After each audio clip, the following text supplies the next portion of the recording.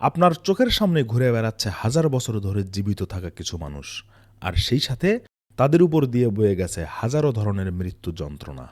আর এইভাবে তাদের মধ্যে একজন মেয়েকে আজ থেকে প্রায় কয়েক হাজার বছর পূর্বে একটা ধাতব কফিনে ভরে পানিতে ফেলে দেওয়া হয়েছিল। আর এখানেই লক্ষ কোটি বার সে মারা যায়, আবার ততবারই বেঁচে উঠত। কি ভয়ানক যন্ত্রণার মধ্য দিয়ে তার সময় পার হয়েছে। যদি সে একবার ফিরে আসতে পারে, তাহলে তার প্রতিশোধ কতটা ভয়ানক হতে পারে সেইটা হয়তো তুমি নিজেই বুঝতে পারছো। আজকে কথা হবে কিছু সুপার হিউম্যানের সুপার হিলিং ফ্যাক্টর নিয়ে তৈরি একটা মুভি ওলগার্ড 2 নিয়ে। তো চলো মূল গল্পে যাওয়া যাক। মুভির শুরুতে আমাদেরকে ইতালির রোম উপকূলকে দেখানো হয়, যেখানে সমুদ্রের তলদেশ থেকে জাহাজের মাধ্যমে একটা কফিনের মূর্তিকে তুলে আনা হয়েছিল। এরপর তারা জাহাজে এনে সেটিকে খুলে দেখে তাতে রয়েছে একজন জীবিত মেয়ে মানুষ। সে ছিল একজন অমর যোদ্ধা, ওর নাম কুইন। আসলে তার কাছে ছিল অমরত্বের একটা বিশেষ শক্তি, তাই গত হাজার বছর ধরে সে ওই জলের নিচে এই কফিনের ভিতরে বন্দি থাকা সত্ত্বেও বেঁচে ছিল। এরপরে আমরা দেখতে পাই এই জাহাজের লিডার, ওর নাম ডেসকর্ড। আসলে সেও ছিল একজন অমর যোদ্ধা, যেই মূলত কুইনকে খুঁজে বের করছিল। তবে সে কেন তাকে খুঁজে বের করছে তা আমরা একটু পরেই জানতে পারবো। পরের দৃশ্যে আমাদের দেখানো হয় 5 জনের একটা মাফিয়া টিম কোনো একটা আর্ম ডিলারকে খুন করতে ক্রোয়েশিয়াতে আসছে।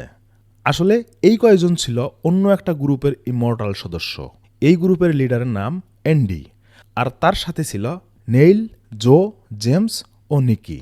এদের মধ্যে নেইল ছিল এই দলের নতুন সদস্য, আর অ্যান্ডি ছিল দলের সব থেকে পুরনো ও বিশ্বস্ত সদস্য। তো তারা সেখানে অভিযান চালিয়েছে, কারণ তারা জানতে পারছিল যে সেই আর্ম ডিলার কোনো এক মাফিয়ার সাথে প্রচুর পরিমাণ অস্ত্র চুক্তি করছে। তাই তাদেরকে থামানোর জন্যই এই মিশন চালানো হয়েছে। এখানে একটা কথা স্পষ্ট করা দরকার, এই যোদ্ধাদের প্রত্যেকের কাছে অমরত্বের ক্ষমতা ছিল, অর্থাৎ তারা আঘাতপ্রাপ্ত হলেও ধীরে ধীরে তাদের বডি পুনরায় হিল হয়ে যেত। এজন্যই তারা কোনোভাবেই মারা যেত না। একই সাথে তারা বহু বছর ধরে বেঁচে থাকার জন্য অনেক রকম ফাইটিং স্কিলও শিখে নিয়েছে। আর তাদের মূল কাজ ছিল পৃথিবীর সমস্ত খারাপ মানুষদের বের করা আর তাদেরকে হত্যা করা। এত বছর ধরে এরা জীবিত থাকার কারণে তারা সকলেই কিছু নিয়ম বানিয়ে নিয়েছিল, যেমন প্রতিটি মিশনে নিজেদের নাম পরিবর্তন করে তাদের জায়গা পরিবর্তন করতে হবে, যাতে কেউ জানতে না পারে তারা অমর।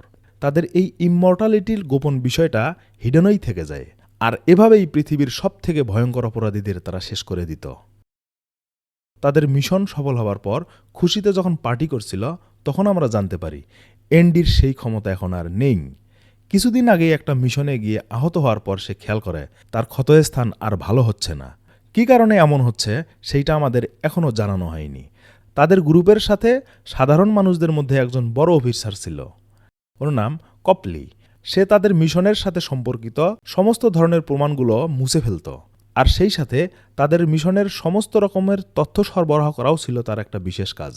তখন কপলি একটা অদ্ভুত ঘটনা জানতে পারে। সেই অচেনা লেডি মাফিয়ার সাথে তারা 1 মাস আগেই একটা চুক্তি করছিল, যার পরিচয় এখন সিসিটিভিতে ধরা পড়ছে। আর নেইল যখন ওকে দেখতে পায় তখন সে অবাক হয়ে যায়, কারণ এই মহিলাটি ছিল সেই মহিলা যে নেইলের স্বপ্নে বারবার আসত। তখন অ্যান্ডি ওর স্বপ্ন সম্পর্কে জানতে চায়। নেইল তখন উত্তর দেয়, একটা পুরনো লাইব্রেরি, যেটা ধুলোয় ভরা আর চুপচাপ একটা পরিবেশ। আর সেই লাইব্রেরিতে ওই মহিলা প্রবেশ করে এবং ওখানে আগে থেকেই একজন ছেলে ছিল যে বই পড়ছিল, যাকে সে ছুরি মেরে হত্যা করে, আর ওখান থেকে কিছু বই নিয়ে চলে যায়। এরপর কি হয় সে আর বলতে পারে না। এখানেই ঘটনার একটা নতুন মোড় নেয়, যেখানে অ্যান্ডি এই অচেনা মহিলাটির খোঁজে পুরো দলকে কাজে লাগিয়ে দেয়। এদিকে প্যারিসের মধ্যে আমরা অন্য একজনকে দেখতে পাই, ওর নাম বুকার। অ্যান্ডির দলের একজন সাবেক সদস্য। সেও গত কয়েক হাজার বছর ধরে ওদের সঙ্গেই সঙ্গ দিচ্ছিল। সেও একজন অমর যোদ্ধা, কিন্তু ঘটনার পরিপ্রেক্ষিতে তার দলকে ধোঁকা দেওয়ার কারণে তাকে 100 বছরের জন্য দল থেকে আলাদা করে দেয়া হয়। এই সাজা শারীরিক কষ্টের থেকেও বেশি কষ্টের ছিল মানসিকভাবে, যার জন্য সে সবসময় ভীষণ কষ্টে থাকত। যাই হোক, বুকার কাজ শেষ করে যখন ঘরে পৌঁছায়, সেখানে তার কুইনের সাথে দেখা হয়, যে মুভির শুরুতেই সেই কফিনের মধ্যে ছিল। এই ভদ্রমহিলাই ছিল সেই যোদ্ধা যার সাথে অ্যান্ডির সর্বপ্রথম দেখা হয়, আর তখন থেকেই তাদের অমর যাত্রা শুরু হয়। অর্থাৎ তারা সবাই একসাথে কাজ করত। তবে অ্যান্ডিকে সব থেকে পুরনো যোদ্ধা মানা হলেও কুইনের কাহিনী সম্পূর্ণ আলাদা। সবথেকে বড় কথা হলো কুইন এতদিন পানির নিচে বন্দি থাকা সত্ত্বেও এন্ডি তাকে কেন বাঁচায়নি। এন্ডি তো জানত সমুদ্রের গভীরে তার বাঁচা মরার কষ্ট কতটা ভয়ানক হতে পারে। যেহেতু সে কুইনকে বাঁচানোর জন্য কোনো চেষ্টাই করেনি, তাহলে এইটা নিশ্চিত যে সে তাকে কখনোই ভালোবাসেনি। অথচ তাকে পানিতে ফেলানোর আগে এন্ডি বলছিল তাদের সম্পর্ক কখনোই নষ্ট হবে না। এই একটা কষ্ট নিয়েই কুইন এন্ডির বিরুদ্ধে শক্ত অবস্থান নেয়। তো কুইন সেখানে বুকারকে একটি প্রস্তাব দেয়, যাতে সে রাজি না হলে কুইন তার দলবল নিয়ে তাকে কিডন্যাপ করে সেখান থেকে নিয়ে যায়। তখন আমরা ডেসকট সম্পর্কেও জানতে পারি, আর এই ডেসকটই ওকে এই ভয়ানক আযাব থেকে রক্ষা করে নিয়ে আসছে, যেখানে তার আপন সাথীরা তাকে ভুলেই গেছিল। এই কারণে সে ডেসকটের একটা নিজস্ব প্ল্যানে তাকে সাহায্য করার ব্যাপারে মনস্থির করে। এরপর কুইন বুকারকে বলে সে যদি চায় তাহলে তাদের সঙ্গে যোগদান করতে পারে। তবে বুকার একটু থেমে তাকে উত্তর দেয় যে সে আগেও একবার তার দলের সাথে বিশ্বাসঘাতকতা করছে, যে কারণেই তাকে তার গ্রুপ থেকে বের করে দেয়া হয়। কোনোভাবেই তার টিমের সাথে বিশ্বাসঘাতকতা করতে রাজি ছিল না।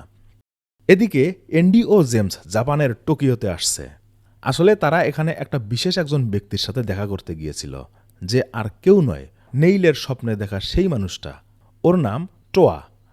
তবে মজার ব্যাপার হলো টোয়া কোনো সাধারণ ব্যক্তি না, সেও একজন অমর যোদ্ধা। সে একটা গোপন এবং পুরনো লাইব্রেরির দেখাশোনা করত, যেটা বহু বছর থেকে সাধারণ মানুষদের থেকে লুকিয়ে রাখা হয়েছে। আসলে এই লাইব্রেরিতেই সব ধরনের প্রশ্নের উত্তর মজুদ আছে, যেখানে পৃথিবীতে থাকা অমর যোদ্ধাদের নিয়ে সমস্ত কথা লেখা ছিল, যার জন্য টোয়া তার জীবনের 250 বছর বিনিয়োগ করছে। লাইব্রেরিতে এসে তারা সমস্ত বইগুলো দেখে, আর এই সব বিশেষ ধরনের বইগুলো সে একটা সুরক্ষিত জায়গায় রেখে দিয়েছে। তবে সেখানে এন্ডি একটা ফাঁকা স্থান দেখলে টোয়া তাকে জানায় এই জায়গায় 6টা বই ছিল, যেগুলো ডিসকট নামের একটা মেয়ে চুরি করে নিয়ে গেছে। এরপর টোয়া ডিসকট সম্পর্কে তাদেরকে সমস্ত ধরনের তথ্য দিয়ে দেয়। পরিস্থিতি বুঝতে পেরে এন্ডি টোয়া সহ সকল যোদ্ধাদের একত্রে করে অস্ট্রেলিয়াতে নিয়ে আসে। তো সবাই যখন সেইখানে আলোচনা করছিল, নেইল তখন ওদেরকে জানায় বুকার একটা ঝামেলায় আছে। তখন নিক এবং জোকে তার কাছে পাঠানো হয়। বুকার তাদেরকে তখন একটা চিঠি দিয়ে বলে এটা কুইন পাঠিয়েছে। কুইনের বেঁচে থাকার খবরটা এন্ডির জন্য ছিল খুবই সংবেদনশীল, কেননা কুইনই ছিল তার সবথেকে পুরনো সাথী। চিঠিটা পড়ে এন্ডি বুঝতে পারে সে তার উপর ভীষণভাবে রেগে আছে। এত বিপদে থাকা সত্ত্বেও সে গত 1000 বছর ধরে কুইনকে বাঁচাতে আসেনি। সে এটাও জানায় ডিসকট তাকে বাঁচিয়েছে, তাই সে তার কাজে সাহায্য করবে। তো এন্ডি তখন কুইনকে সাবধান করার জন্য গাড়ি নিয়ে বেরিয়ে পড়লে নেইলও তার সাথে চলে আসে। এই অবস্থায় এন্ডিকে একা ছেড়ে দেয়া বোকামি ছাড়া আর কিছুই নয়, কারণ এন্ডির কাছে এখন অমরত্বের শক্তি ছিল না। পরিস্থিতি বুঝতে পেরে এন্ডি নেইলকে সাথে নিয়ে গাড়িতে যাত্রা শুরু করে। এন্ডি সেই স্থানে যাওয়ার পর যখন ওকে খুঁজতেছিল, তখন আমরা দেখতে পাই এন্ডি এবং কুইন দুজনেই মুখোমুখি দাঁড়িয়ে। এই মুহূর্তটা এমন লাগছিল যেন সময় থেমে গেছে। এন্ডির চোখে পুরনো ছবিগুলো ভেসে উঠতেছে। কুইনের কষ্টের কথা ভেবে এন্ডি ওকে কিছু বোঝাতে চাইছিল, কিন্তু কুইনের ভেতর সেই রাগ এবং কষ্ট আর চাপা অভিমান এখনও জমে আছে, যার ফলে কোনো চিন্তাভাবনা ছাড়াই কুইন তার উপর আক্রমণ করে দেয়। এরপর দুজনের মধ্যে ঝামেলা শুরু হয়ে যায় আর একে অপরের সাথে লড়াই করতে থাকে। যে সম্পর্ক এতদিন জীবন মরণের বাঁধন ছিল, সেই সম্পর্ক এখন ভেঙে যাওয়ার দুয়ারে। এদিকে নেইল যখন এন্ডিকে বাঁচানোর জন্য এগিয়ে আসছিল, হঠাৎ করেই সে ডিসকটকে দেখে ফেলে। নেইলকে দেখার সাথে সাথে ডিসকট সেখান থেকে দ্রুত চলতে শুরু করে। ডিসকটের পিছনে পিছনে নেইলও ছুটছে। তারপর আমরা তাদের দুজনকে একটা চার্চের মধ্যে দেখতে পাই। সেখানে নেইল পৌঁছানোর পর ডিসকট নেইলের মগজ ধোলাই শুরু করে দেয়। সে ওকে বলছিল যে এন্ডির কথা মতো তার পরিবারকে ছেড়ে দেওয়াটা মোটেই উচিত হয়নি। এরপর সে এও বলে যে তার ওর সাথে লড়াই করার কোনো ইচ্ছা নেই। তারা দুজনেই একটা আলাদা বৈশিষ্ট্য দিয়ে তৈরি। তখন সে নেইলকে তার হাত দেখায়, যেখানে তার বার্থমার্কের একটা রহস্যময় চিহ্ন ছিল। মজার ব্যাপার হলো একই চিহ্ন নেইলের হাতেও ছিল। ডিসকট তখন আস্তে করে ওকে বলে এই চিহ্ন এটাই প্রমাণ করে যে আমি সর্বপ্রথম অমরযোদ্ধা আর তুমি সর্বশেষ অমরযোদ্ধা, অর্থাৎ তোমার পরে কোনো অমরযোদ্ধা আর পৃথিবীতে আসবে না। তো সে নেইলকে ভাবতে বলে যে যদি তারা একসঙ্গে হয়ে যায় তাহলে তারা অনেক কিছু করতে পারবে। তারপর সে নেইলকে ভাবার জন্য কিছু সময় দিয়ে সেখান থেকে চলে যায়। পরের দৃশ্যে আমাদের দেখানো হয় রাতের বেলা টুয়ার সাথে বুকারের কথা হচ্ছিল। এন্ডি যখন নেইলের সাথে প্রথম সাক্ষাৎ করছিল, তখন তাদের মধ্যে একটা ফাইট হয়। এইটা শুনে টোয়া নিজের রিসার্চ করা একটা গুরুত্বপূর্ণ তথ্য দেয় ওকে। কিছুদিন আগে অবাক করার মতো একটা ঘটনা তার চোখে পড়ে, যেখানে লেখা ছিল যে যদি কোনো অমর যোদ্ধা যার হাতে সেই চিহ্ন আছে সে যদি অন্য অমর যোদ্ধাকে আক্রমণ করে তাহলে তার ক্ষমতা শেষ হয়ে যাবে, আর যদি সে মারা যাওয়ার আগে তার শক্তি অন্য কাউকে দিতে চায় সেটাও সে করতে পারবে। এদিকে কুইন একটা জায়গায় বসেছিল যেখানে ডিসকর্ড ওর কাছে এসে পুনরায় তার মগজ ধোলাই করতে থাকে আর বলে এন্ডি চাইলেই তার সাথে আসতে পারত, কিন্তু সে ওকে কখনোই ভালোবাসেনি। এরপর কুইন ওকে বলে যে সে তার সাথেই কাজ করবে। তারপর ইন্দোনেশিয়ার একটা আন্ডারগ্রাউন্ড নিউক্লিয়ার রিয়্যাক্ট প্লান্টকে ডিসকর্ড ও তার দল ওভারটেক করে নেয়। এরপর সেখানকার বহু সিকিউরিটিকে মেরে ফেলে তারা সেই এরিয়া দখল করে ফেলে। তবে একটা ছোট্ট পরীক্ষা করা খুবই জরুরি। বুকার জানত যে নেইলের আক্রমণের কারণে পাওয়ার ট্রান্সফার হতে পারে, এইটাকে একটা পরীক্ষা করতে হবে। এই জন্য সে নিজেই নেইলের সঙ্গে একটা প্র্যাকটিসে নেমে পড়ে এবং ইচ্ছা করেই নেইলের অস্ত্রের আঘাত সে তার শরীরে লাগিয়ে নেয়। ভিতরে ভিতরে তৎক্ষণাৎ তার ক্ষমতা শেষ হয়ে যায়। এরপর সে এন্ডির কাছে চলে যায় আর কথা বলার বাহানা করে সে তাকে তার সমস্ত শক্তি দিয়ে দেয়, যেটা এন্ডি বুঝতেই পারেনি। এদিকে কপলি তাদেরকে খবর দেয় যে নিউক্লিয়ার ফ্যাসিলিটিতে কেউ হামলা করছে। এন্ডি বুঝতে পারে যে এইটা ডিসকর্ড ছাড়া আর কারোই কাজ হতে পারে না, যাতে সে তাদেরকে সেইখানে নিয়ে যেতে পারে। সে জানত এটা একটা তার পাতানো ফাঁদ। পরিস্থিতি বুঝতে পেরে সে বাকি সবাইকে নিয়ে নিউক্লিয়ার ফ্যাসিলিটির মধ্যে চলে আসে। ভিতরে গিয়ে তাদেরকে কি করতে হবে বাইরে থেকে কপলি তাদেরকে সেই নির্দেশটা দিচ্ছিল, আর বাদবাকিরা বন্দুক নিয়ে ভিতরে প্রবেশ করে। তারা সেখানে পৌঁছানোর পর কিছুই দেখতে পায় না। এখানে আগে থেকেই ডিসকর্ডের অনেকগুলো লোক মজুদ ছিল। তারপর ওদের মধ্যে একটা দুর্ধর্ষ রকমের ফাইট হয়, আর ভিতরে সবাই লড়াই করার সুবিধার জন্য আলাদা আলাদা হয়ে যায়। আর তখনই সেখানে তাদের উপর গ্যাস ছুড়ে দেয়া হয়, যার ফলে তারা সবাই অজ্ঞান হয়ে পড়ে। এরপর তাদের সবাইকে বন্দি করে নিয়ে আসা হয়। এন্ডি তখন স্পষ্ট বুঝতে পারে যে এটা ডিসকর্ড ছাড়া আর কেউ করেনি। ঘটনাচক্রে বুকার ও এন্ডি একই স্থানে লুকিয়ে পড়ে। সেখানে বুকার তাকে সত্যটা জানিয়ে দেয় যে সে তার অমরত্বের শক্তি এন্ডিকে দিয়ে দিয়েছে, যেইটা শুনে এন্ডি ভীষণ অবাক হয়ে যায়। ঠিক তখনই পিছন থেকে প্রচুর পরিমাণে গার্ড চলে আসে, যা দেখে বুকার তাকে এগিয়ে যেতে বলে আর নিজে তাদের সাথে লড়াই করার জন্য থেমে যায়। এরপর বুকার তাদের সাথে লড়াই করে, তবে তার কাছে কোনো শক্তি না থাকায় সে কিছুক্ষণ পরেই মারা যায়। এন্ডি কিছুই বুঝতে পারছে না। বুকারের এমন মৃত্যু সে মেনে নিতে পারছিল না। তার মাথায় শুধু এইটাই ঘুরছিল, গত 2000 বছর থেকে সে তাকে সঙ্গ দিয়েছে, এখন আজকে তাকে চোখের সামনেই চিরদিনের জন্য হারাতে হলো। এই সময়টা ছিল এন্ডির জন্য ভীষণ কষ্টদায়ক। বাইরে থেকে অনেক চেষ্টা করেও এন্ডি বুকারকে বাঁচাতে পারেনি। এদিকে নেইল একটা জায়গায় পৌঁছে যায় যেখানে একটা বোমা রাখা ছিল। সে যখন বোমার কাছে এগিয়ে যাচ্ছিল ঠিক তখনই কুইন সেখানে চলে আসে।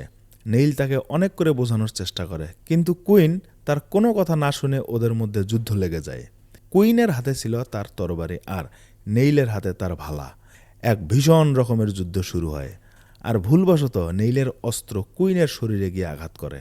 এর ফলে কুইনের শরীর থেকে রক্ত ঝরছিল, যেটা কোনোভাবেই বন্ধ হচ্ছিল না। কুইন এইটা দেখে অবাক হয়ে যায়, আর তখনই সে বুঝতে পারে তার অমরত্বের শক্তি সত্যিই শেষ হয়ে যাচ্ছে। সে ভাবনায় পড়ে যায় কেন ডিসকর্ড তার কাছে এই সত্যটা লুকিয়েছিল, আর ধীরে ধীরে তার আসল চেহারা তার সামনে চলে আসে। ঠিক তখনই ডিসকর্ড সেখানে এসে নেইলের বুকে ছুরি ঢুকিয়ে দেয়। এই সময়ে বাকি 3 জন যোদ্ধাদের উপর, যাদেরকে লিকুইড নাইট্রোজেন গ্যাস ছোড়া হয়েছিল, তাদের জমা দেহ একত্রে করে প্যাকিং করার পর হেলিকপ্টারে করে নিয়ে যাওয়া হচ্ছে। এন্ডি কোনোভাবে নিজেকে সামলিয়ে নিয়ে নেইল ও বাকিদের প্রাণ বাঁচানোর জন্য উঠে লেগে পড়ে। এন্ডি যখন সেখানে ওদের কাছে চলে আসে তখন সে আহত অবস্থায় কুইনকে দেখতে পায়, যে তার হাতে বোমার সুইচ নিয়ে বসে আছে। এন্ডি তখন অনেকভাবে ওকে বোঝানোর চেষ্টা করে, আর ফাইনালি সে তার ভুল বুঝতে পারে আর বোমার সুইচ পাশে রেখে দেয়। কিন্তু ততক্ষণে ডিসকর্ড হেলিকপ্টারে চেপে বসছে। আসলে এন্ডিকে মারার জন্য তার কোনো টার্গেট ছিল না। তো এন্ডি দ্রুত সেখানে পৌঁছে যায় আর অনেক কষ্টে হেলিকপ্টার থেকে ডিসকর্ডকে ফেলে দিতে সক্ষম হয়। এরপর শুরু হয় 2 অমরযোদ্ধার এক ভয়ানক ফাইট। পৃথিবীর প্রথম ও দ্বিতীয় অমরযোদ্ধা, যাদের মধ্যে ছিল 1000 বছরের লড়াইয়ের অভিজ্ঞতা আর সেই সাথে 1000 যুগের যুদ্ধের কৌশল। এই জন্য তাদের মধ্যে বেশ লম্বা সময় ধরে একটা ফাইট হয়। কিন্তু মারামারির এক পর্যায়ে গিয়ে এন্ডি বুঝতে পারে যে ডিসকর্ড তার অমরত্বের ক্ষমতা হারিয়ে ফেলছে। তখন সে ডিসকর্ডকে খুব ভালো করে বোঝানোর চেষ্টা করে, কিন্তু ডিসকর্ড তাকে আরও উল্টোপাল্টা কথা শুনিয়ে দেয়। তারপর আবারও তাদের মধ্যে যুদ্ধ লেগে যায়। শেষ পর্যন্ত এন্ডির দুর্বলতার সুযোগ নিয়ে ডিসকর্ড এন্ডিকে আহত করে পেটে তলোয়ার দিয়ে আঘাত করে সে সেখান থেকে হেলিকপ্টারে চেপে চলে যায়। আর যাওয়ার সময় এন্ডিকে বলে যায় সে ওর খোঁজ পাওয়ার আগেই সে তার বন্ধুদেরকে মেরে ফেলবে। এরপর এন্ডি গভীরভাবে আঘাতপ্রাপ্ত হওয়া কুইনকে নিয়ে সেই লাইব্রেরিতে চলে আসে আর অনেকগুলো বই পড়তে থাকে। তার আশা ছিল এরকম যে সে এমন তথ্য এখান থেকে খুঁজে পাবে যেটা দিয়ে কুইনের শক্তি আবারও ফিরিয়ে আনা সম্ভব। সে বই থেকে এটাও জানার চেষ্টা করছিল যে অমর শক্তিকে কোনোভাবে দুই ভাগে ভাগ করে আলাদা আলাদা করা যায় কিনা, কিন্তু বেশ কিছুক্ষণ রিসার্চ করার পরেও সে কিছুই জানতে পারে না। অবশেষে সে নিজেই কুইনের সেবা শুশ্রূষা করতে থাকে। আর এইভাবে অনেকটা সময় কেটে যায়। তারপর কুইন এক সময় সুস্থ হয়ে ওঠে। অবশেষে কুইন এবং এন্ডি একটা ফয়সালা করে যে ডিসকর্ডের উপর বদলা নেওয়ার জন্য তারা এবার পুরো শক্তি দিয়ে প্রস্তুতি নেয় পরের আক্রমণের জন্য। আর সেই সাথে তারা বেরিয়ে পড়ে তাদের গন্তব্যে। আর এখানেই এক ইন্টেন্স মুহূর্তের সাথে মুভির কাহিনী শেষ হয়। এর পরের কাহিনী আমরা এই মুভির তৃতীয় পার্টে জানব। তো ভিডিওটা ভালো লাগলে অবশ্যই একটা লাইক এবং সাবস্ক্রাইব করে পাশেই থাকবেন। তো আজকের মতো এখানেই শেষ। আল্লাহ হাফেজ।